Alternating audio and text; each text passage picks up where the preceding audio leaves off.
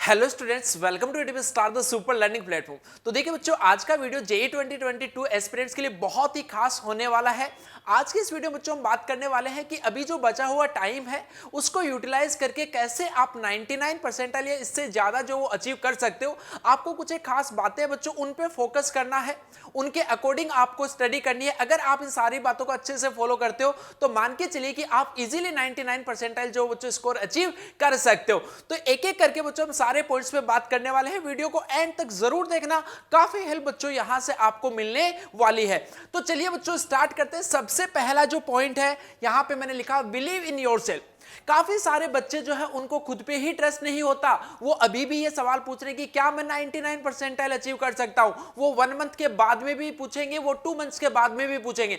तो सबसे पहले तो यार आपको बार बार ये क्वेश्चन पूछने की जरूरत नहीं है। आपको खुद में ये बिलीव होना चाहिए कि आप ये स्कोर जो वो अचीव कर सकते हो। जब तक बच्चों आप में अगर खुद में अंदर से कॉन्फिडेंस नहीं आएगा तब तक आप उस लेवल की मेहनत जो है वो नहीं कर पाओगे। तो जो सबसे फर्स्ट स्टेप है वो है आपको खुद के अंदर कॉन्फिडेंस लेके आना। तो अभी का अभी बच्चों आपको कमेंट सेक्शन में लिखना भी है आई विल डू इट। ठीक है, आई कैन डू इट नहीं, आई विल डू इट। आप करोगे बच्चों, आपको करने से कोई नहीं रोक सकता। अगर आप इन सारे मेथड्स को अगर अच्छे से यूज करते हो, अगर इसके अकॉर्डिंग आप चलते रहते हो तो सबसे पहला है कि आपको खुद के ऊपर कॉन्फिडेंस होना चाहिए। उसके बाद अगला बच्चों जो इंपॉर्टेंट पॉइंट है जहां पे बच्चे सबसे ज्यादा मात खाते हैं, that is make small targets. आप में से बहुत सारे स्टूडेंट्स ऐसे होंगे जिनकी 2021 में भी इन्होंने अटेम्प्ट दिया होगा और उनकी परसेंटाइल जो है वो हो सकता है 80-85 आई हो। तो आपने अभी बच्चों जब प्रिपरेशन स्टार्ट किया, मॉक टेस्ट भी आपने देना स्टार्ट किए होंगे, तो आप डायरेक्टली 99 परसेंटाइल के बारे में मत जाइए कि मेरे को 300 में से 240 लेके आना है, 250 लेके आना। नहीं बच्चों, अगर आपके मान लो कि 140 150 मार्क्स आ रहे हैं तो पहले आप टारगेट सेट अपना कीजिए कि यहां से मेरे को 170 180 कैसे लेके आना है। लगातार 2-3 मॉक टेस्ट में आप इस स्कोर को अचीव कीजिए और इस पे कंसिस्टेंसी आपको रखनी है। उसके बाद में आपको क्या करना है, फिर से फर्दर आपको 10 मार्क्स इंक्रीज करते हुए चलने। तो ऐसे छोटे छोटे जब टारगेट्स आप बना के चलोगे तो आप में खुद में भी कॉन्फिडेंस आएगा। अदरवाइज काफी बार हम गलती क्या करते हैं, हम सोचते हैं कि डायरेक्टली 80 से हम 99 परसेंटाइल तक पहुंच सकते हैं। तो उसमें क्या होता है कि जब अपना वो टारगेट है तो उसके अकॉर्डिंग ऑब्वियस सी बात है कि उतना जल्दी स्कोर आप वो अचीव नहीं करोगे। और अगर वो स्कोर बच्चों आपका अचीव लगातार नहीं हो रहा है तो कहीं ना कहीं आपका मोरल जो वो लगातार डाउन होता रहता है। तो उस मोरल को अप रखने के लिए आपको लगातार क्या करना है, छोटे छोटे टारगेट्स बनाते हुए चलना है। आपको खुद से यही वादा करना है कि जो भी टेस्ट में आपके मार्क्स आए, सपोज अगर आपके x मार्क्स आ रहे हैं तो नेक्स्ट टेस्ट में आपके पास में x प्लस आने चाहिए, वो x माइनस नहीं होना चाहिए। चाहे 100 आ रहे हो बच्चों वे आपके मार्क्स, तो अगले टेस्ट में आप ट्राई कीजिए कि 120 125 तक मार्क्स जो आप लेके चलो। तो ये काफी बहुत ही बड़ा फॉर्मूला होता है, छोटे छोटे टारगेट्स जो बनाते हुए चलो। चलिए बच्चों आगे की अगर थर्ड पॉइंट की बात करें, उससे पहले अगर बच्चों अगर अभी तक आपने कोई एक ऑर्गेनाइज्ड कोर्स ज्वाइन नहीं किया जिसकी बहुत ज्यादा जरूरत होती है, उसके अकॉर्डिंग क्या होता है कि आपका काम काफी आसान होता है। आपको स्टडी की प्लानिंग जो है वो नहीं करनी पड़ती, आपको सिर्फ जो प्लानिंग बताई जाती है उसी पे आपको फोकस करना होता है। तो एडीपी स्टार का बच्चों एक 100% सिलेक्शन प्रोग्राम जो वो आने वाला आ रहा है, मतलब इसकी क्लासेज जो स्टार्ट हो चुकी हैं। यहाँ पे कोटा में बच्चों हम लिमिटेड 30 स्टूडेंट्स को लेने वाले हैं। यही सेम कोर्स जो वो ऑनलाइन भी चलेगा। 100% सिलेक्शन का मतलब बेसिकली क्या होता है कि हम यहाँ पे आपको लगातार जो भी टाइम बचा उसके अंदर लगातार आपको डेली गाइड किया जाएगा।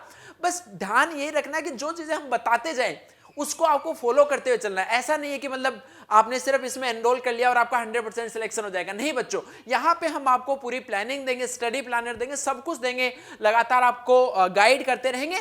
बट उन सारी चीजों को आपको फॉलो करते हुए चलना है। अगर आप वो सब करते हो तो मान के चलिए कि आपका सिलेक्शन, आपकी जो ड्रीम रैंक है, ड्रीम परसेंटाइल है, उसको अचीव करने से कोई नहीं रोक सकता। तो अगर कोटा में आके बच्चों डायरेक्टली पढ़ना चाहते हो तो नीचे डिस्क्रिप्शन में गूगल फॉर्म गिवन है, उसको आप फिल कर सकते हो। और भी अगर आपकी कोई भी इससे रिलेटेड क्वेरी है तो आप इस नंबर पे भी कॉल कर सकते हो। ओके, चलिए आगे बढ़ते हैं। रिवीजन, ये बात तो सभी बोलते हैं कि रिवीजन करना चाहिए, रिवीजन करना चाहिए, बट काफी रिवीजन करें कैसे? इतना कम टाइम बचा है, सिलेबस भी करना है, कैसे रिवीजन करें? तो काफी सारे स्टूडेंट्स जैसे ऐसा सोचते हैं कि पहले मैं सिलेबस कंप्लीट करता हूं उसके बाद में रिवीजन करूंगा। नहीं बच्चों, आपको रिवीजन जो वो अभी से साथ साथ में करते हुए चलना होता है। रिवीजन का परफेक्ट वे क्या होता है, आप चाहे जहां पे भी अभी पढ़ रहे हो, कोई भी चैप्टर आपका चलता जा रहा है, जो भी चैप्टर बच्चों आपके कंप्लीट होते जाते हैं तो आप पुराने चैप्टर्स जो हैं उनको छोड़िए मत, ऐसा नहीं कि जो पुराना है वो तो हो गया, आपका कोई भी नया चैप्टर स्टार्ट होता जाता है तो भी आप पुराने चैप्टर के एक एक दो दो क्वेश्चन जो वो करते रहिए। आप अपने डेली के टारगेट बनाइए कि आपका जो भी चैप्टर चल रहा है उससे प्रीवियस चैप्टर के आप 2 क्वेश्चन जो डेली के करोगे। 2 क्वेश्चन करना देखो कितनी आसान बात है, बहुत सारे क्वेश्चन मैं नहीं बता रहा हूं। जब तक आपके 6 से 7 चैप्टर नहीं हो जाते तब तक आप टारगेट रखिए कि जितने भी प्रीवियस चैप्टर्स आपके कवर हो चुके हैं उनके डेली के बच्चों 2-2 क्वेश्चन जो है वो आपको करने ही है। वो 2 क्वेश्चन चाहे आप पीवाईक्यू ही कर लो। उसके बाद में जब नंबर ऑफ चैप्टर्स आपके ज्यादा सिलेबस में कवर हो जाएं तो आप डेली का एक क्वेश्चन का टारगेट जो वो भी सेट कर सकते हो। इसे बच्चों को लगता है कि सर 2 क्वेश्चन एक क्वेश्चन से क्या होता है, एक्चुअली बेटा इसका पर्पस होता है कि जो पुराने चैप्टर्स हैं वो आपके लगातार टच में रहते हैं। तो जब आप पूरा सिलेबस कंप्लीट होने के बाद में भी जब आप रिवीजन करोगे तो आपको बहुत कम टाइम में आप रिवाइज जो है चीजों को कर सकते हो, क्योंकि चीजें आपके लगातार टच में रही हैं। और उसके बाद में रिवीजन का जो परफेक्ट वे होता है that is short notes. But मैंने वही बोला कि साथ साथ में आप क्वेश्चंस की प्रैक्टिस करते जाइए। शॉर्ट नोट्स जो है उसको आप हमेशा साथ साथ में बनाइए और उनको आप कभी भी जैसे टाइम मिलता है पेज को बच्चों पलट के रहते रहिए ताकि चीजें जो वो लगातार आपके माइंड में रिकॉल होती रहे। उसके बाद में आगे काफी सारे स्टूडेंट्स ये पूछते रहते हैं सर कितने क्वेश्चन डेली के सोल्व करें, कितने क्वेश्चन फिजिक्स में करें, कितने मैथ्स में। तो बेटा नंबर ऑफ क्वेश्चन जो मैटर नहीं करता, मैटर क्या करता है कि आप किस लेवल के किस क्वालिटी के क्वेश्चन जो वो सोल्व कर रहे हो। Quality is more important than quantity. आप अगर मान लो कि सेम ही टाइप के क्वेश्चन लगातार करते जा रहे हो, 100 क्वेश्चन कर रहे हो सेम ही कैटेगरी के, तो उससे क्या फायदा है। इससे अच्छा है कि आप एक कैटेगरी के 2 या 3 क्वेश्चन कीजिए बट डिफरेंट डिफरेंट टाइप्स जो है उनको आप कवर कीजिए।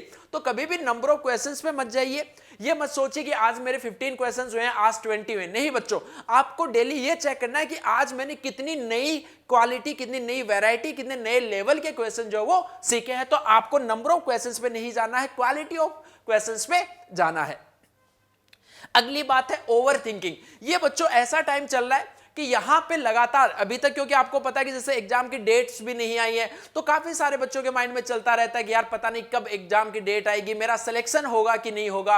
अगर इस बार भी, क्योंकि ड्रॉपर्स के साथ में ये ज्यादा होता है, उनको लगता है कि यार अगर इस बार भी नहीं हुआ तो मेरी तो दुनिया ही उजड़ जाएगी, फिर मैं क्या करूंगा। नहीं बच्चों, ओवर थिंकिंग यार आपको बिल्कुल नहीं करनी है। बस कर्म करते जाओ, आपका काम है अभी अच्छे से फोकस स्टडी करना, उसको आप लगातार करते जाओ। मान के चलिए कि अगर आप वो अच्छे से करते हो तो आपको ये जो आपकी ड्रीम परसेंटाइल है इसको अचीव करने से कोई नहीं रोक सकता और ना वो रुकने की बच्चों कोई वजह है। तो ओवर थिंकिंग करना बंद करो। जब जैसे भी ये बच्चों ऐसे ख्याल आपके माइंड में आते हैं तुरंत उस टाइम पे आप स्टडी को छोड़ के थोड़ा वॉक आप कर सकते हो। उस टाइम पे स्टडी करना अवॉइड करें, थोड़ा वॉकिंग करने के बाद में बच्चों आप फिर से इसको कंटिन्यू रख सकते हैं। अगली चीज है पीवाईक्यू। बच्चों अब जो जैसे बार बार बच्चे पूछते हैं कि सर परफेक्ट मटेरियल कौन सा है, तो अब तो बच्चों इतने ज्यादा आपके पास में प्रीवियस ईयर क्वेश्चन है, मैं बता रहा हूं इसके अलावा आपको कहीं पे कुछ भी और मटेरियल सोल्व करने की जरूरत नहीं, किसी बुक की यार आपको जरूरत नहीं है जेई मेन के लिए। क्योंकि यार एक एक साल में जैसे भी 21 हुआ तो उसमें कितने सारे पेपर हुए हैं, तो पर चैप्टर आपके पास में बहुत सारे प्रीवियस ईयर के क्वेश्चन जो वो हो चुके हैं। तो जो जो चैप्टर आप कवर करते जाते हो उसका पता आपको कैसे चलेगा कि वो चैप्टर आपका पूरी तरीके से तैयार हुआ है कि नहीं हुआ। तो उसका बेस्ट वे है बच्चों, उस चैप्टर से अभी तक जो भी पीवाईक्यू पूछे गए उन पीवाईक्यू को आप सोल्व करके देखिए। अगर आप वो पीवाईक्यू बच्चों सोल्व कर पा रहे हो इसका मतलब आप राइट डायरेक्शन में हो। अगर पीवाईक्यू सोल्व नहीं होते हैं तो वापस से बच्चों आपको कॉन्सेप्ट जो उनको सीखने की जरूरत है। ओके, तो यार इन सारी बातों का आपको ध्यान रखते हुए चलना है। मान के चलिए कि अगर इन सारी बातों पे फोकस्ड आप रह के चलते हो तो आपको 99 परसेंटाइल बच्चों रोकने लाने से कोई नहीं रोक सकता। ये कभी मत सोचना कि आपके पास में इतना कम टाइम बचा है अभी मैं नहीं कर पाऊंगा। ये आपके माइंड में ख्याल जो वो नहीं आने चाहिए। तो अगेन माइंड आपको कमेंट सेक्शन में क्या लिखना है, आई विल डू इट। और बच्चों आप ये करके रहोगे। और अगेन अगर इस बैच के बारे में और आपको अगर कोई भी क्वेरी है तो आप इस नंबर पे बच्चों जरूर कॉल कर सकते हो और गूगल फॉर्म जो मैंने नीचे डिस्क्रिप्शन में गिवन है उसको आप फिल कर सकते हो। Okay students, best of luck.